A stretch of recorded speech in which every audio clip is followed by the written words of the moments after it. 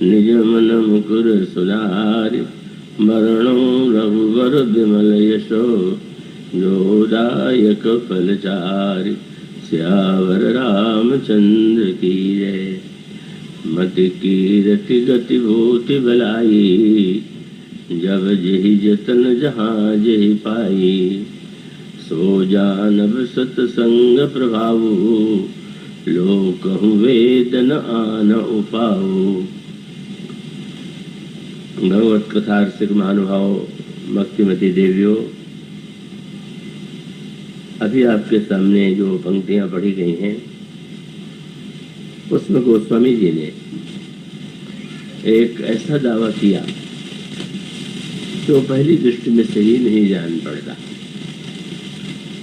उन्होंने ये कहा कि यदि संसार में किसी व्यक्ति को मति की प्राप्ति हुई है, कीर्ति मिली है, सद्गति हुई है, ऐश्वर्य प्राप्त हुआ है या उसकी भलाई हुई, तो उसका एकमात्र उपाय केवल सत्संग है। उसे छोड़ करके अन्य कोई दूसरा उपाय नहीं। संसार में अगर व्यवहार में देखें तो यह सच नहीं लगता। ऐसे अनगिनत व्यक्ति हैं जिनके जीवन में बुद्धिमत्ता, कीर्ति, ऐश्वर्य का दर्शन होता है।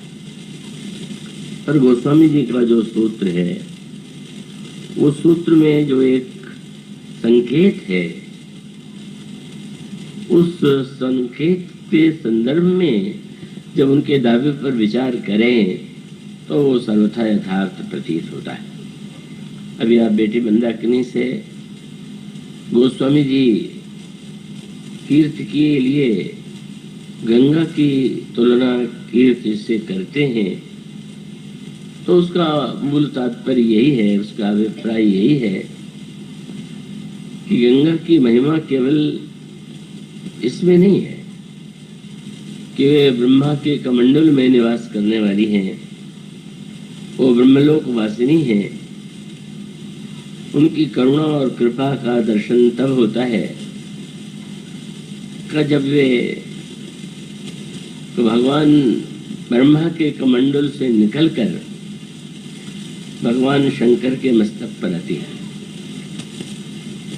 अब इसमें एक जो अनोखा सूत्र है उस पर आपकी दृष्टि जानी चाहिए। भगवती गंगा एक ऐसी नदी है कि व्यवहार में तो उनको नदी ही कहते हैं, लेकिन रामायण में कहा गया कि गंगा क्या केवल नदी मात्र है क्या?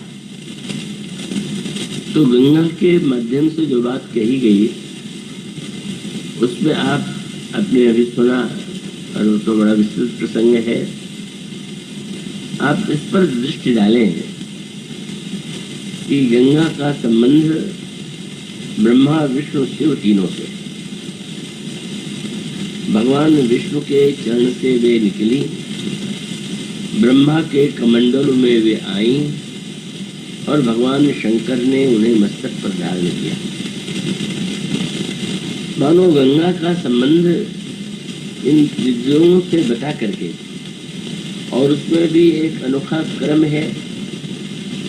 भगवान विष्णु के श्री चरणों में गंगा का निवास, ब्रह्मा के कमंडलों में निवास क्रम है, और भगवान शंकर के मस्तक पर निवास। चरण वैसे सबसे नीचे का अंग है, भुजा जिसके द्वारा कमंडल में जल दिया गया वो मध्य अंग है, और सिर जो है सबसे ऊपर। तो इसमें जो निहित संकेत है उसका अभिप्राय यह है कि वस्तुतः इसमें, इस कथा में कर्म योग, ज्ञान योग और भक्ति योग तीनों का अद्भुत संकेत गंगा के संदर्भ में, गंगा की महिमा में पढ़ने और समझने वाला व्यक्ति गहराई से उस पर विचार करें, और विचार करना चाहिए। गंगा स्नान करने अनेक व्यक्ति जाते हैं, गंगा में स्नान करके प्रसन्नता का अनुभव करते हैं, लेकिन शास्त्र की विधि यह है कि जब आप किसी तीर्थ में जाएं तो स्नान करने से पहले उस तीर्थ की महिमा को सुने और इसका अभिप्राय क्या है।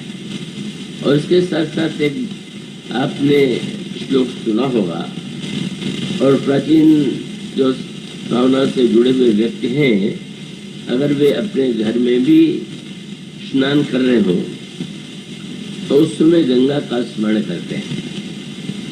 और वो बड़ा प्रसिद्ध श्लोक है कि गंगा गंगेत यो ब्रूयात् योजना नाम सतैरति। सैकड़ों योजन दूर से भी अगर आप गंगा के नाम का स्मरण करते हैं तो आपके समस्त पाप नष्ट हो जाते हैं। ये तो बड़ी अनोखी बात होगी। इसका अभिप्राय कि गंगा जहाँ बह रही है वहाँ तो स्नान करने वाले को धन्यता प्रदान करती ही है। अगर दूर बैठा हुआ व्यक्ति भी गंगा का स्मरण कर ले तो पाप से मुक्त हो जाएगा। और उसके संदर्भ में एक और बड़ा भावपूर्ण श्लोक आता है। समस्त देवता और मुनि आकर गंगा में स्नान करते हैं।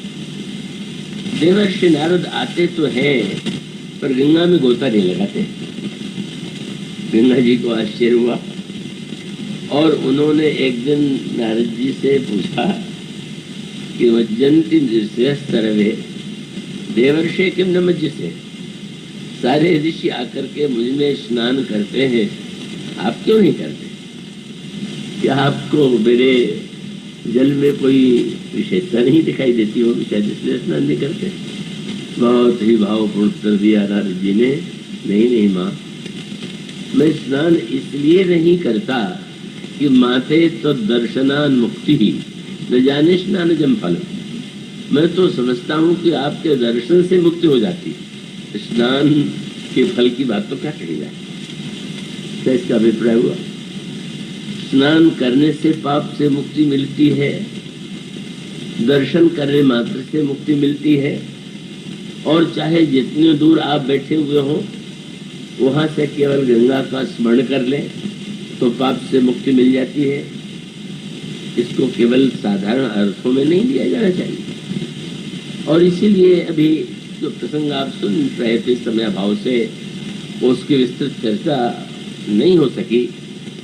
उसमें भगवान श्री राम जब महाराज श्री दशरथ के सत्य की रक्षा के लिए, कैसे अनोखा आदर्श,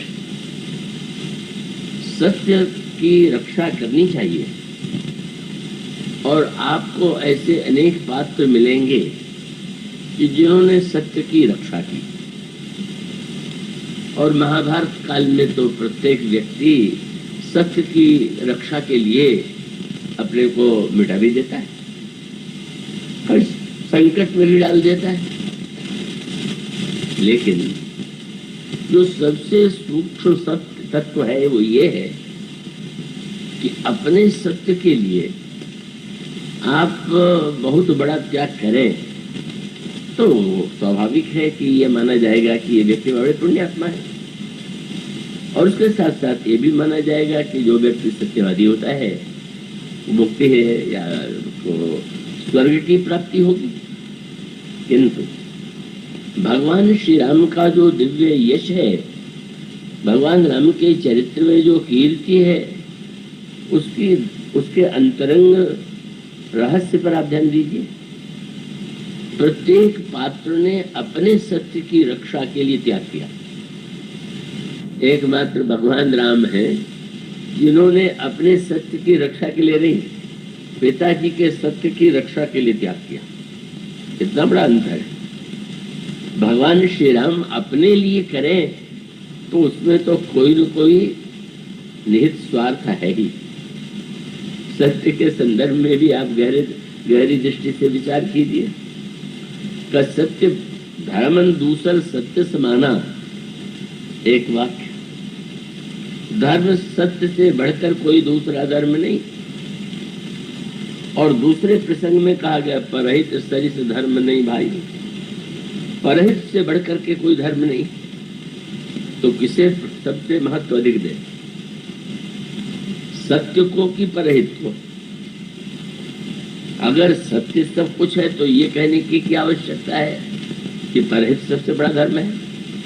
पर अगर दोनों को मिलाकर के आप पढ़ें तो एक वह महत्वपूर्ण सूत्र आपको मिलेगा जिसका अनुभव महाभारत काल के पात्रों में नहीं होता।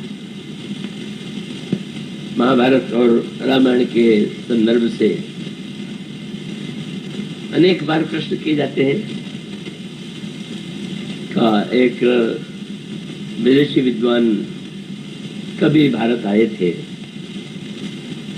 और मैं भूल गया था, लेकिन अभी उनका जब अंग्रेजी में ग्रंथ प्रकाशित हुआ तो उस संदर्भ में उन्होंने मुझसे जो प्रश्न किए थे वो मैं तो भूल गया था और मुझे ध्यान भी नहीं था, पर वो एक शोध करने वाले गहरी पैठ वाले व्यक्ति ने वो रामायण की क्या महिमा है, रामायण की क्या विशेषता है और रामायण अगर जनजीवन में इतना अधिक प्रभावशाली है क्यों नहीं। तो उसमें एक प्रश्न ये भी था कि जैसे रामायण का महत्व है क्या महाभारत का उससे कम तो महत्व नहीं है।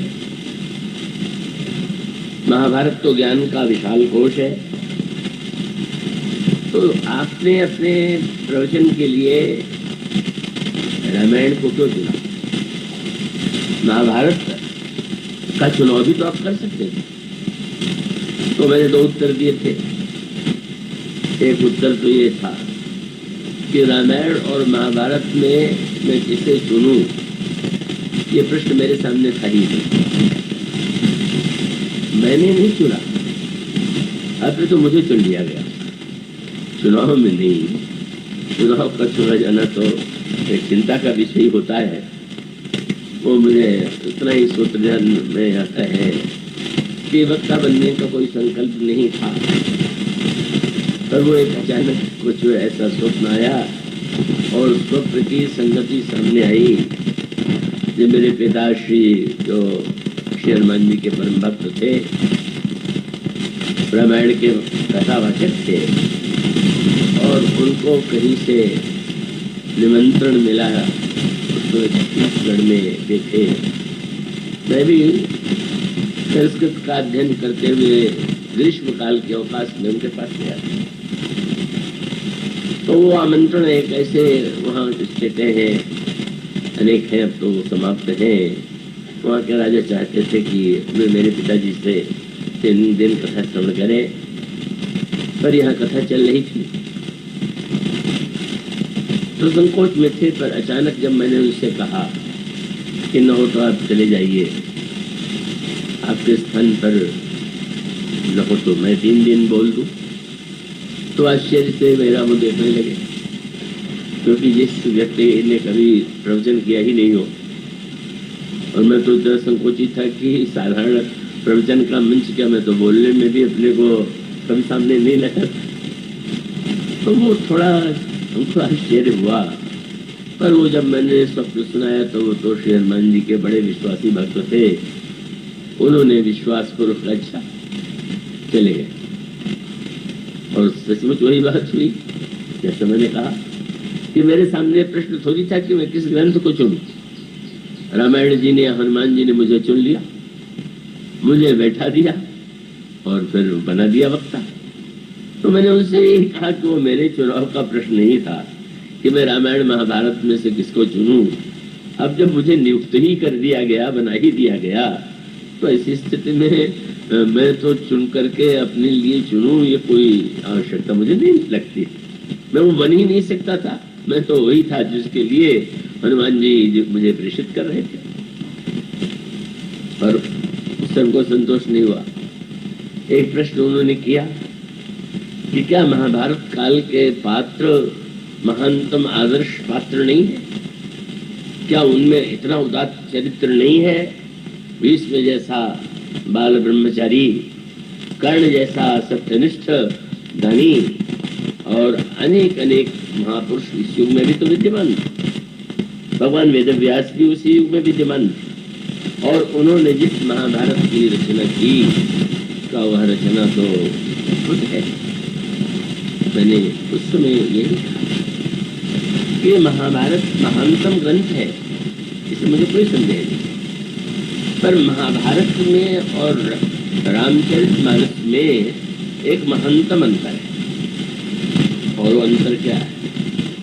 अंतर ये है कि महाभारत काल में धर्म का जो आदर्श, धर्म की जो व्याख्या उस समय के श्रेष्ठ व्यक्तियों के जीवन और अंतःकरण में थी, वो रामायण की धारणा से सर्वथा अलग थी। और उसका मूल सूत्र ये है, जिसकी चर्चा इस संदर्भ में बड़ी आवश्यक है, कि वस्तुतः महाभारत का प्रत्येक पात्र सत्यवादी दिखाई दे रहा है और प्रत्येक पात्र ने कोई न कोई प्रतिज्ञा की है और वो प्रतिज्ञा के पालन के लिए सब कुछ करने को प्रस्तुत है।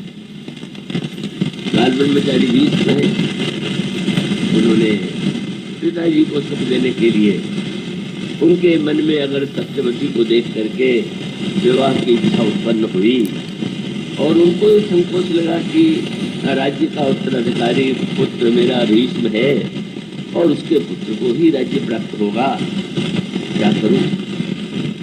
बड़ी कीर्ति, कितने महान। लेकिन उनके इस यश ने, उनकी इस प्रतिज्ञा ने कौन कौन सी नई प्रतिज्ञाओं को जन्म दिया, इस पर जब ध्यान जाता है।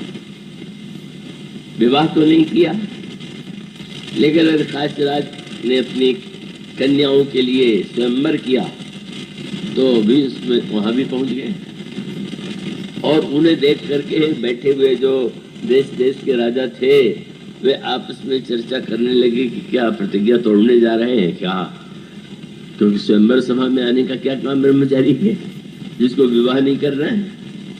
पर ऐसे भी कटुभाषी होते हैं।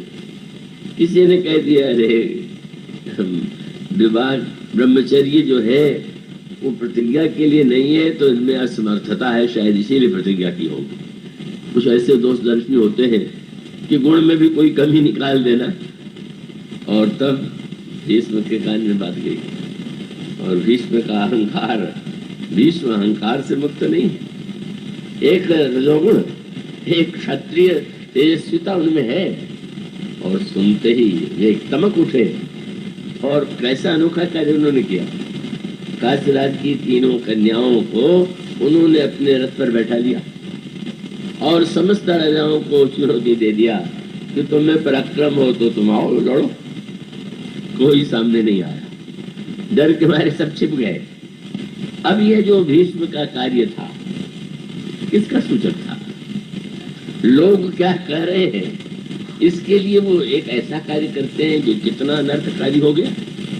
क्योंकि जब वो ले जाते हैं तो उन कन्याओं में से अगर वो एक कन्या ऐसी है कि जो किसी राजा के प्रति आकृष्ट थी, उससे विवाह करना चाहती थी, उसने भीष्म से कहा कि मैं तो उनसे विवाह करना चाहती थी, आपने मेरा हरण करके तो बहुत अन्याय किया। और तो भीष्म ने उदारता दिखाते हुए जो अन्य दोनों हैं उनका विवाह तो उन्होंने दूसरे रूप में अपने परिवार में ही करा दिया। उन्हीं की संतति आगे चल करके कौरव पांडवों के रूप में सामने दिखाई देते हैं। लेकिन तीसरी कन्या जब उस राजा के पास गई तो उसने कह दिया कि भीष्म ने तुम्हारा हाथ पकड़ के रथ पर बैठा लिया, मैं नहीं तुम्हें स्वीकार करूंगा। और तब वे निराश होकर के आई और उसने भीष्म से कहा कि आपको मेरे जीवन को नष्ट करने का कोई अधिकार नहीं, आपको यदि विवाह नहीं करना था तो आपने ऐसा क्यों किया, क्यों स्वयंवर सभा में आप गए? आपको मुझसे विवाह करना होगा। फिर वही सत्य की बात आई। भीष्म ने कह दिया, मैं सत्यनिष्ठ हूँ, मैंने प्रतिज्ञा किया है, मैं नहीं प्रतिज्ञा छोड़ूंगा, विवाह नहीं करूंगा। और तब व्याकुल होकर के वह कन्या परशुराम जी के पास गई। परशुराम जी ने ही भीष्म पितामह को शस्त्र विद्या की शिक्षा दिया था, इसलिए उसने निवेदन किया आपके शिष्य के द्वारा जो अन्याय हो रहा है आप मेरी रक्षा कीजिए। और परशुराम जी को लगा कि ये सरासर अन्याय है भीष्म का। जाते भीष्म ने सुना कि गुरुजी पधारे हुए हैं तो स्वागत के लिए माला और आरती और बाजे बजाते हुए गए, प्रणाम किया। पर जब परशुराम जी ने कहा, मैं आज तुम्हें आज्ञा देने आया हूं, तुम्हें इस कन्या से विवाह करना चाहिए, क्योंकि तुमने इसका हरण किया, और ऐसी स्थिति में तुम विवाह करो, ये मेरा आदेश। हर सत्य की व्याख्या को लेकर के उन्होंने कहा कि ना, मैं सत्यवादी हूं और पिताजी के सामने मैंने प्रतिज्ञा किया है कि मैं विवाह नहीं करूंगा, मैं नहीं करूंगा। परशुराम जी ने कहा, पिता का महत्व अधिक है या गुरु का? मैं तुम्हारा गुरु हूं, मैं तुम्हें आदेश देता हूं और धर्मयुक्त है, न्यायुक्त है, तुम क्यों नहीं विवाह करो? परिणाम क्या हुआ? गुरु और शिष्य में लड़ाई छिड़ गई, और उस समय भीष्म ने जो वाक्य कहा वो मैं भूलता नहीं, और उस प्रसंग में भगवान राम के शील स्वभाव की बात सामने आती, जिसमें परशुराम जी ने देखा कि नहीं आज्ञा मान रहा है, तो यही कहा कि भीष्म लगता है कि मेरे इतिहास को तुम्हें पता है, सारी क्षत्रिय जाति को मैंने 21 बार विनष्ट कर दिया है, और उसका उत्तर क्या मिला? उसका उत्तर भीष्म पितामह ने यह करके दिया कि नहीं, सुना तो है पर भीष्म जैसा कोई क्षत्रिय नहीं मिला होगा, इसीलिए मनोदर्प हम इसका अभिप्राय क्या? मूल बात वही है, धर्मात्मा है, ब्रह्मचारी है, त्यागी है, तो वो भूल नहीं पाते, और वह युद्ध छिड़ता है, संघर्ष होता है। और जब गुरु ने शिष्य से ही सब सीखा हो तो फिर बड़ा संकट, जो शस्त्र वो चलाते हैं वही शस्त्र उनके पास है। और जब दोनों ने ब्रह्मास्त्र चढ़ा लिया तो लगा कि विश्व का विनाश हो जाएगा, मनाया गया। आप लोग संसार के हित के लिए अपना ब्रह्मास्त्र वापस ले लीजिए, पर वहां भी भीष्म का हम सामने आया। भीष्म ने यही कहा, मैं ले लूंगा वापस, पर पहले आप जाकर के परशुराम जी महाराज से कहिए कि वो अपना बाण वापस ले। क्यों? मैं क्षत्रिय हूँ, वो ब्राह्मण है, अगर वो शस्त्र वापस ले ले तो कोई उनके धर्म के विरुद्ध नहीं, पर मैं ले लूं तो मेरी क्षत्रियत्व के विरुद्ध है। मानो वहां भी अहंकार, मैं कैसे झुक जाऊं पहले?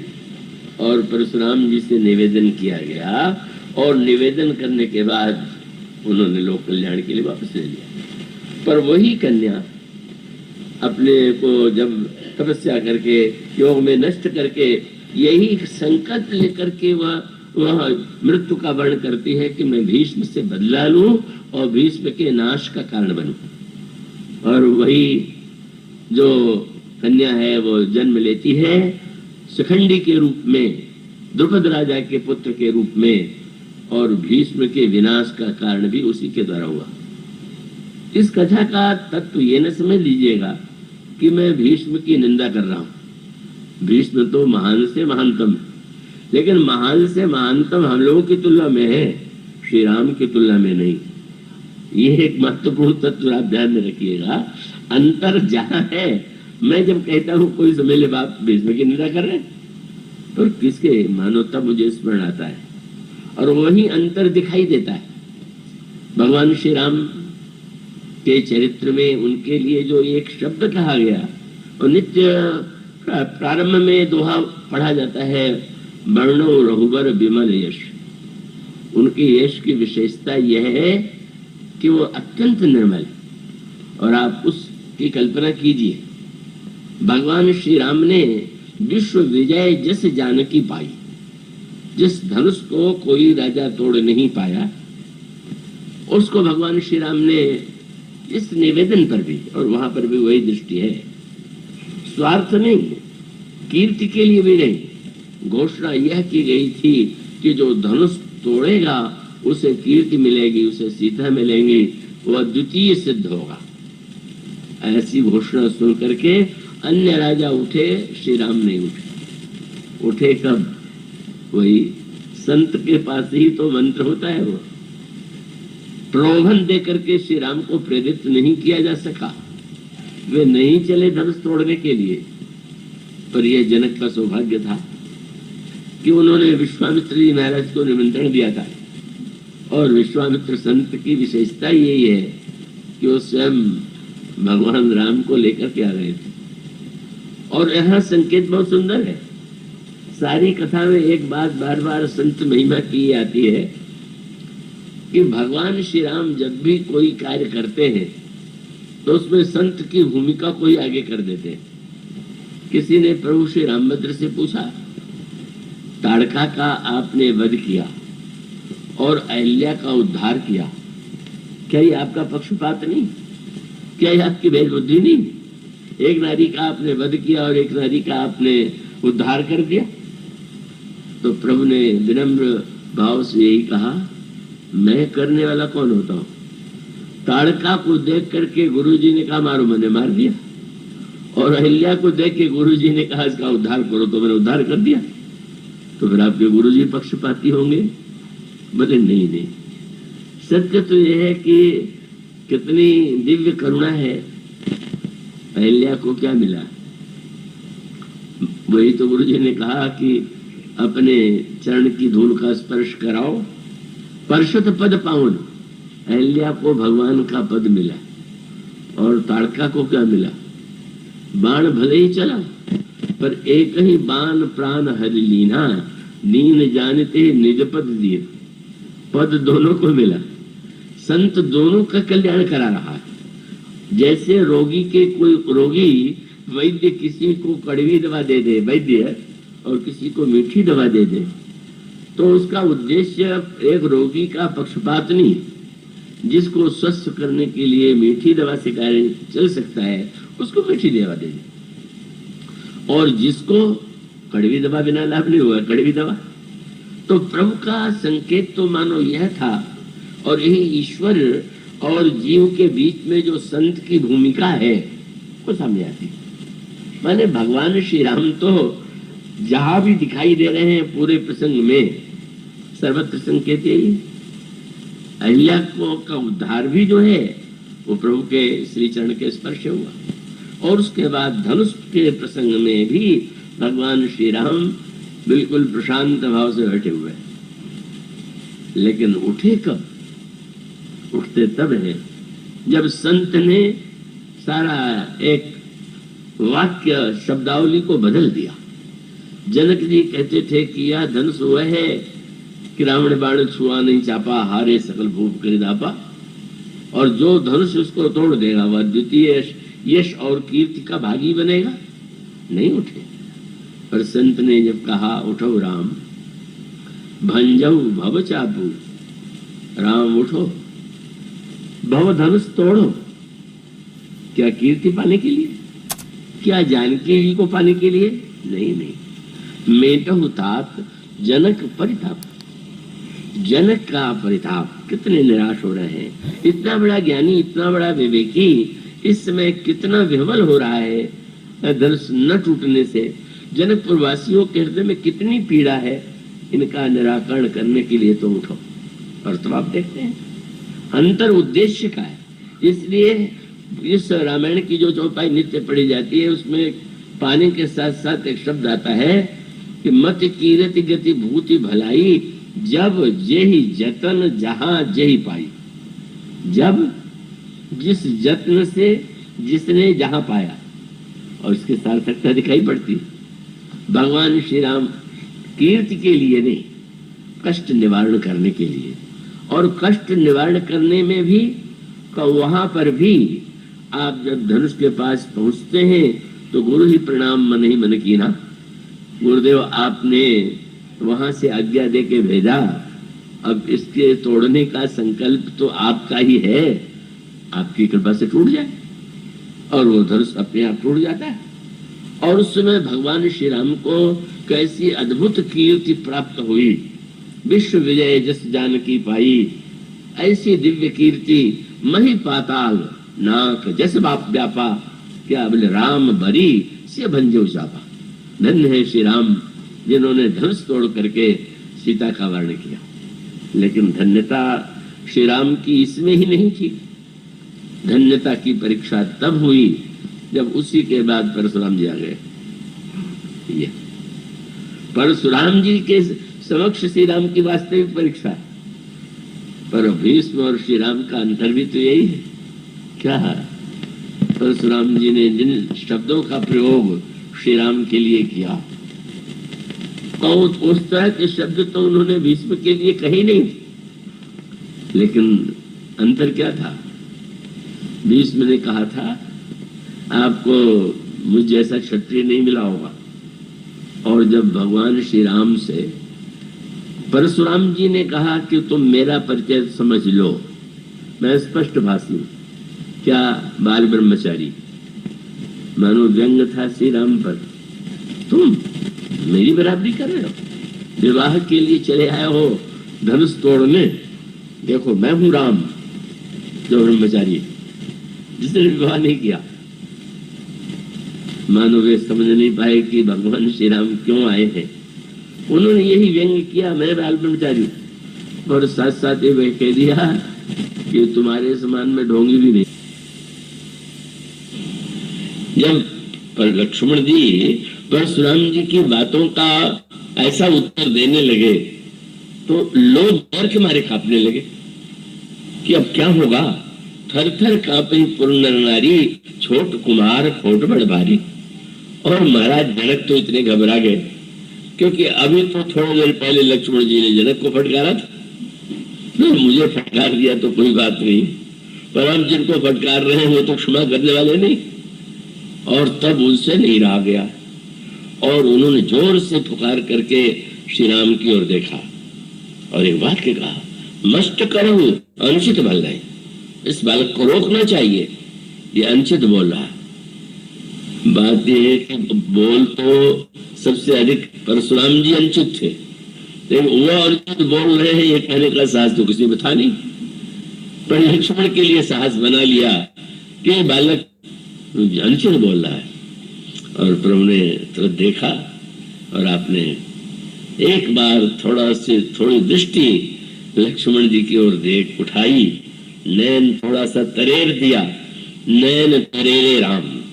एक शब्द कहे बिना नैन तरेर करके देखा, पर उस नैन तरने को देख करके लक्ष्मण जी तो बहुत ही प्रसन्न हो गए। भृगुटी टेढ़ी और नेत्र के तरने को देख करके लोगों को लगा कि शायद वो जिससे लक्ष्मण को बड़ा कष्ट हुआ होगा।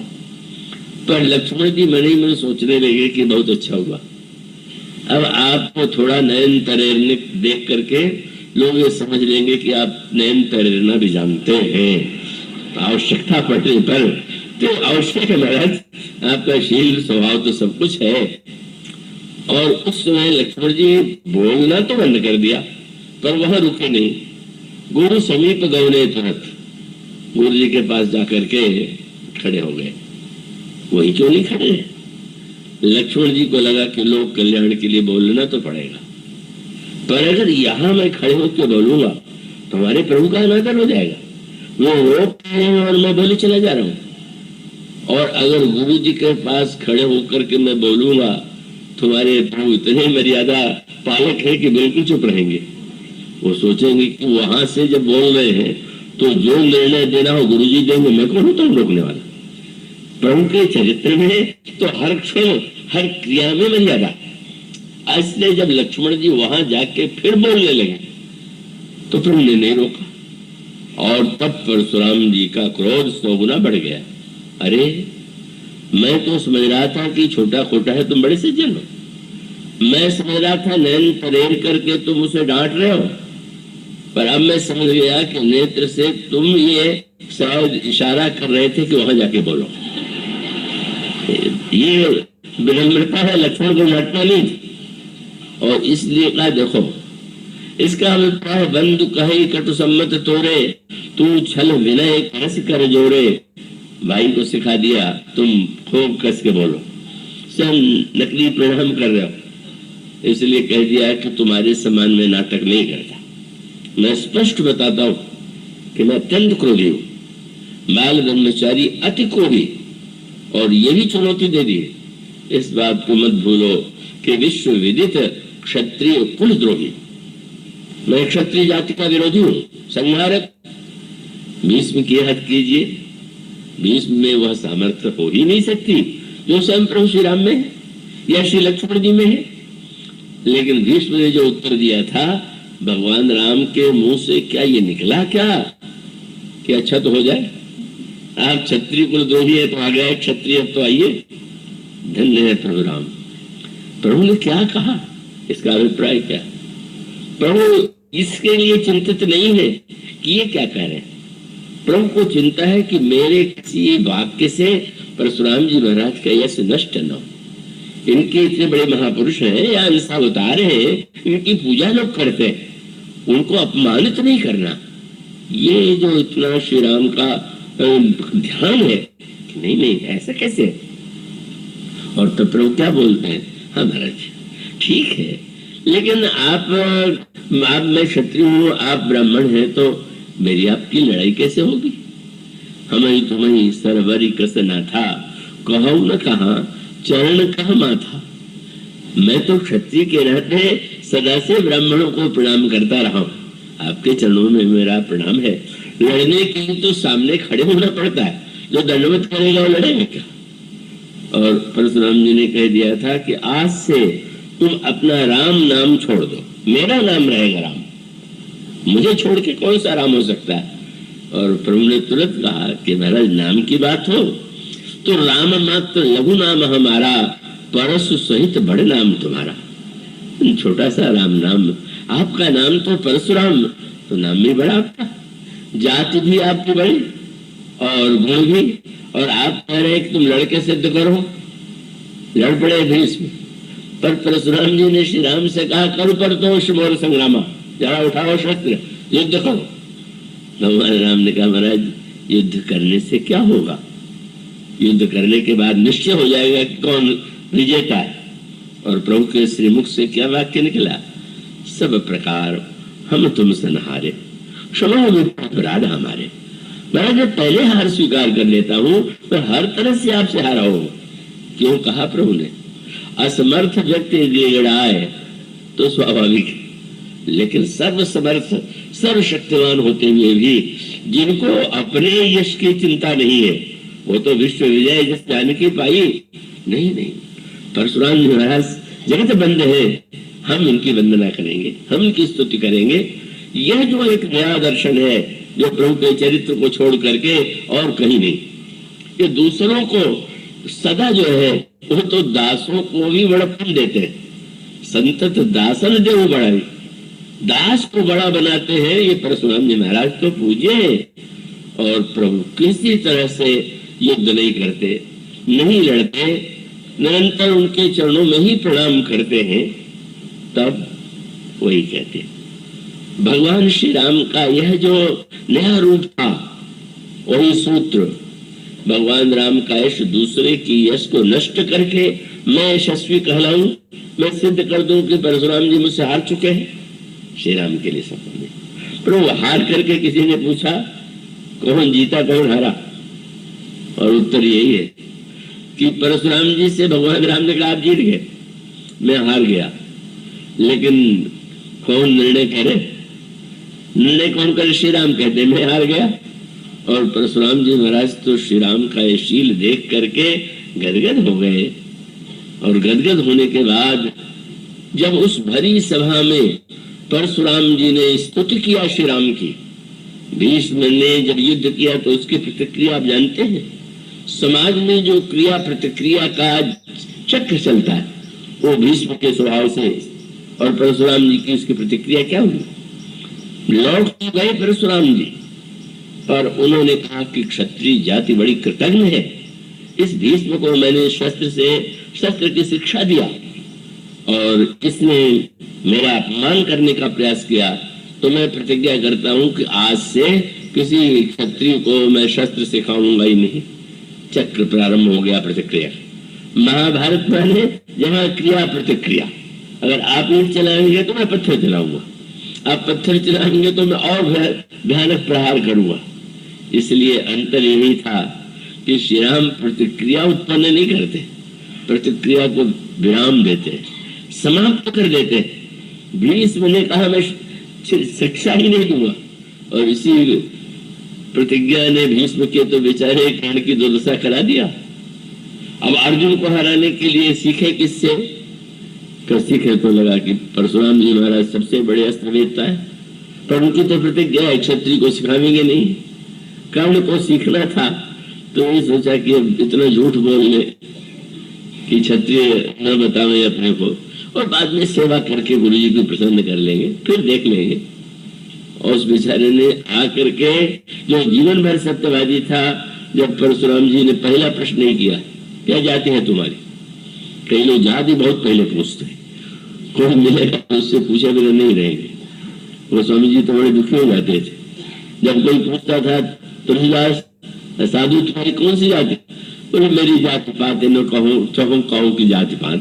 अरे भाई मेरी जाति क्यों पूछ रहे हो, कोई रिश्तेदारी करनी है क्या, कोई संबंध नहीं करना है?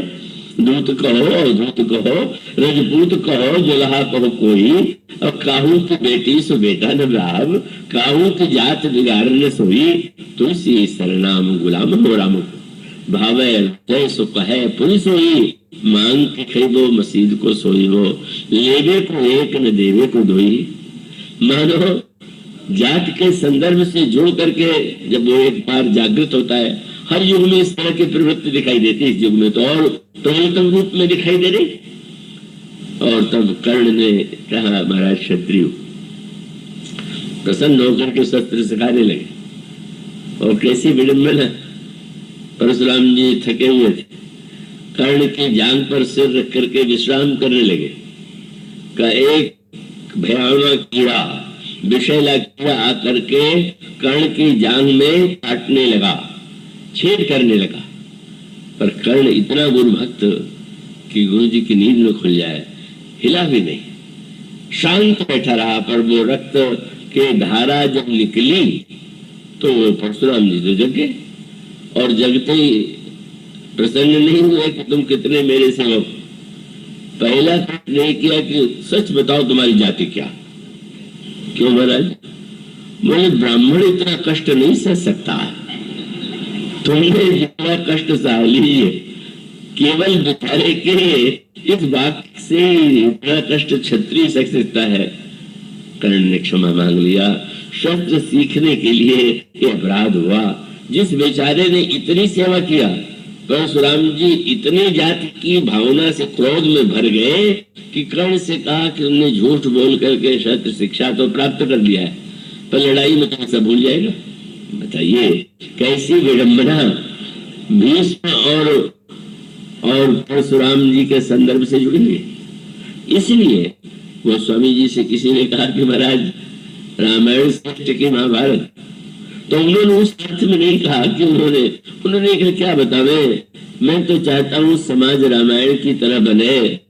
वो स्वामी जी कहते हैं क्या बताऊं, मैं तो चाहता हूँ। तो उन्होंने यही कहा कि रामायण सिख अनुहरत जगत है भारत रीति, तुलसी सठ की को सुने कल खुशहाली पर प्रीति। मैं चाहता हूँ रामायण का अनुगमन श्लोक करें, पर महाभारत का कर रहे हैं। महाभारत का करने का अर्थ ग्रंथ की निंदा नहीं, लेकिन उस ग्रंथ में केवल वो युद्ध ही तो लोग पढ़ते, जो अद्भुत ज्ञान है उसको पढ़ने वाले तो विरले देखते हैं। हमारे गांव में एक सज्जन थे, उनके यहाँ द्वार पर पूरी महाभारत की कथा चलती थी, पर देखने योग्य भीड़ होती थी। जब युद्ध का प्रसंग आता था, युद्ध का, तो भीड़ गांव की उमड़ पड़ती थी, और जहां शांति पर्व आया बस भीड़ समाप्त, 10-5 व्यक्ति सुनने वाले रह गए। मनो संकेत ये है, रामायण का मूल उद्देश्य है।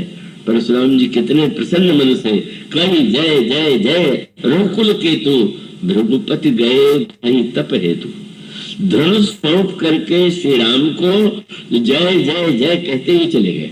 माने भगवान राम को अगर परशुराम जी की यश की इतनी चिंता है, इस सामर्थ्य होते हुए भी एक भी कट शब्द नहीं, युद्ध नहीं, परास्त करने की भावना नहीं, इसका अभिप्राय यह है कि रामायण का मूल दर्शन यह है, और धर्म की सर्वोत्कृष्ट व्याख्या यह है कि सत्य आपके अहंकार का पर्यायवाची न बन जाए। केवल सत्यवादी मैं हूं, इसको कहलाने के लिए आप सत्यवादी हैं। आपके सत्यवादी कहलाने की इच्छा के लिए आप चाहे जो कुछ करेंगे क्या?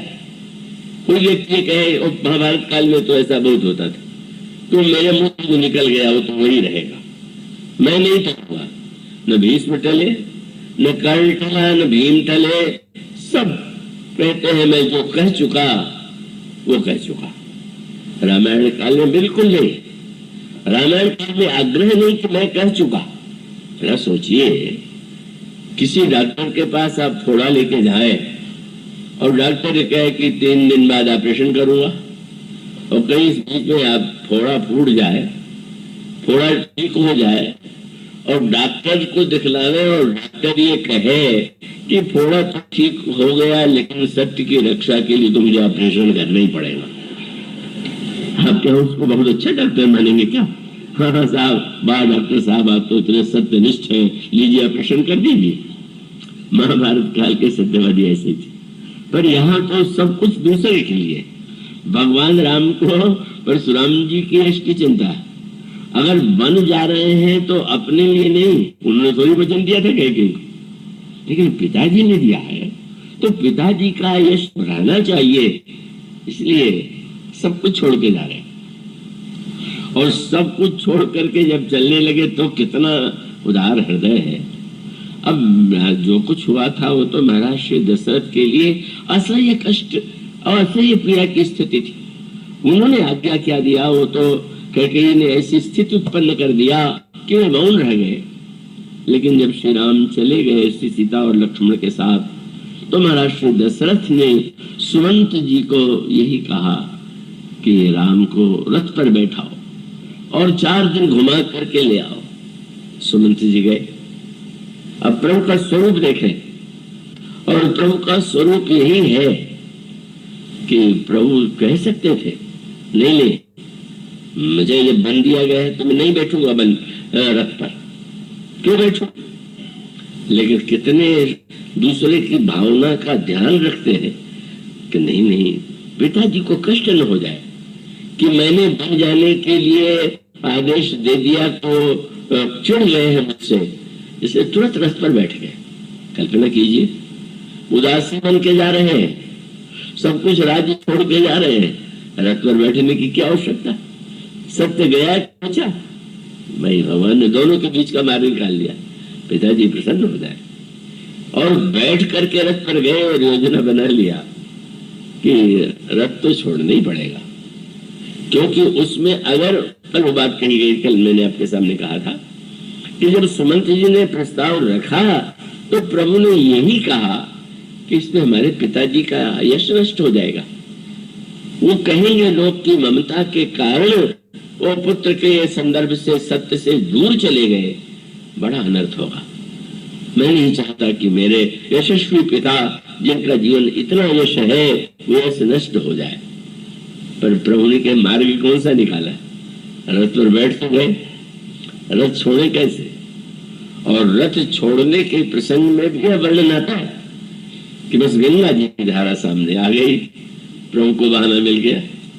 अब गंगा जी के किनारे पहुंच करके तो शास्त्र कहता है कि मंदिर के सामने जाइए, तीर्थ में जाइए तो आप सवारी से उतरिए, भगवान श्री राम रथ से उतर पड़े मानो हर क्षण। और उसके बाद लक्ष्मण जी, सुमंत जी और वहां से आद्या शक्ति सीता साथ में है। भगवान राम गंगा की लहरों को देखते हैं और लहरों को देख करके प्रभु की एक एक लहर के में एक एक कथा की याद आती, और कहीं कहीं कोटि की कथा प्रसंगा राम बिलो कहीं गंगा तरंगा, एक एक कथा तीर्थ की महिमा सुनाते हैं, प्रेरणा देते हैं सीता जी को, लक्ष्मण को, समाज को। गंगा की धारा देखो, इसकी गाथा में कितना त्याग है। गंगा स्वयं ऊपर कमंडल में जितनी स्वच्छ थी, पृथ्वी पर आ करके तो गंगा मिट्टी जुड़ जाएगी, तो गंगा के जल में वो स्वच्छता कहाँ रह जाएगी जो कमंडल में थी? पर नहीं, दूसरों का उद्धार करने के लिए, दूसरों का पाप और मलिनता समेट करके भी गंगा दूसरों को निर्मलता प्रदान करती है। यही भगवान श्री राम के चरित्र का यही तत्व है। जो कुछ करते हैं उसमें अपना अहम नहीं, अपना मैं नहीं। अगर यश है तो दूसरे के यश कैसे बचे, और यही चिंतन श्री भारत का है।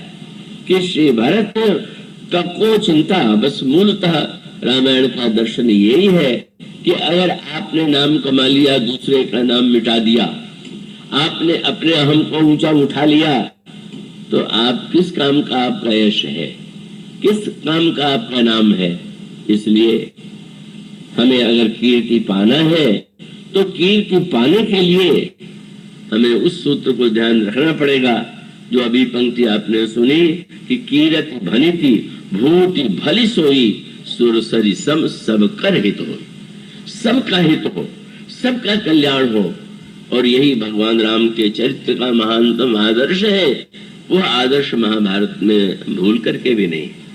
उसमें ज्ञान का अद्भुत कोश भले ही हो, लेकिन वह दिव्यता, वह यश, कीर्ति, वो स्वामी जी का यही दर्शन है कि इन वस्तुओं को अगर हम सही अर्थों में पाना चाहते हैं, सही पद्धति से पाना चाहते हैं, तो हमें सत्संग में इसे पाना चाहिए। आज इतना ही, इसके बाद की चर्चा। बोलिए श्यावर राम।